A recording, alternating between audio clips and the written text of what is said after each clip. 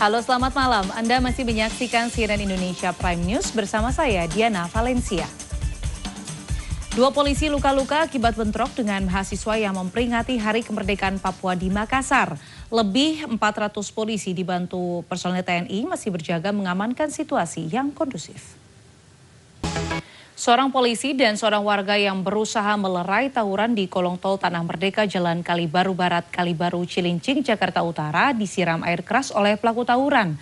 Akibatnya mereka terpaksa dilarikan ke Rumah Sakit Koja Jakarta Utara karena mengalami luka bakar di bagian wajah, punggung, dan kedua tangan. Ketua Komisi 3 DPR RI Habibur Rahman mengatakan Komisi 3 DPR tidak setuju dengan usulan Polri berada di bawah Kementerian Dalam Negeri.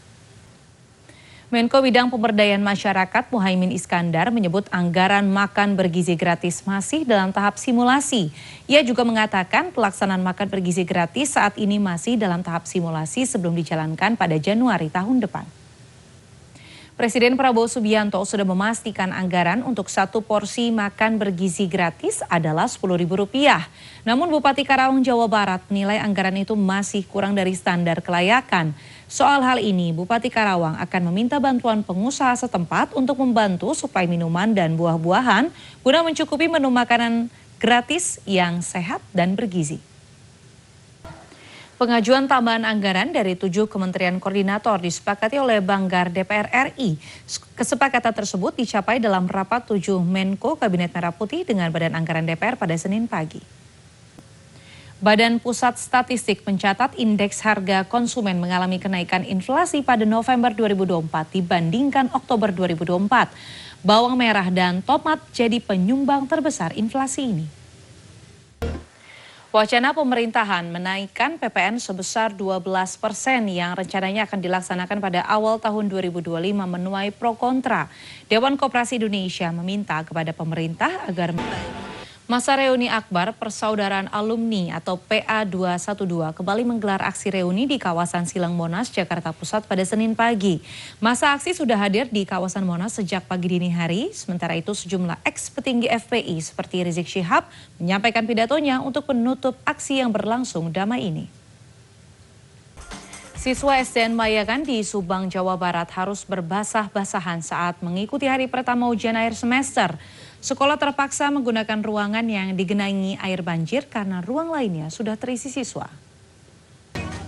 Daerah pesisir Jakarta sedang tidak baik-baik saja.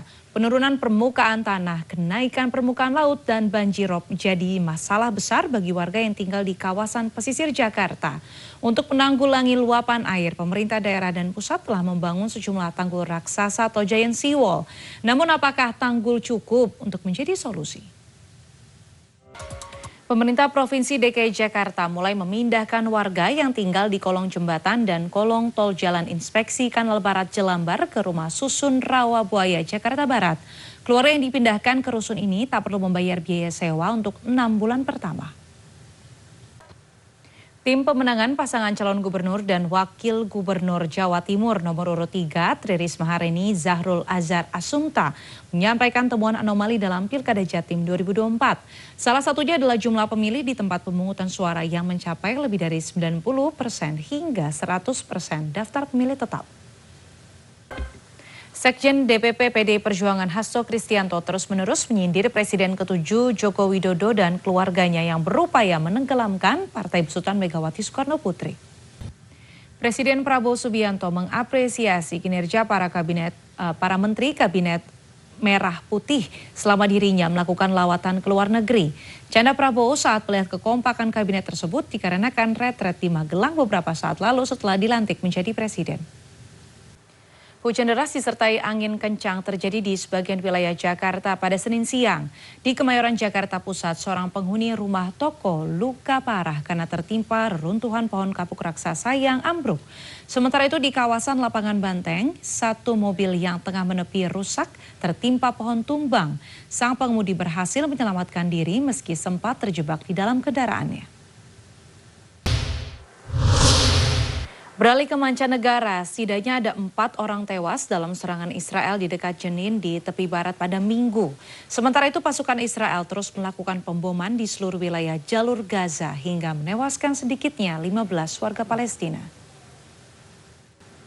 New York dan beberapa negara bagian Amerika Serikat lain mengalami badai salju hebat. Tumpukan salju tebal bahkan mencapai sekitar 1,5 meter.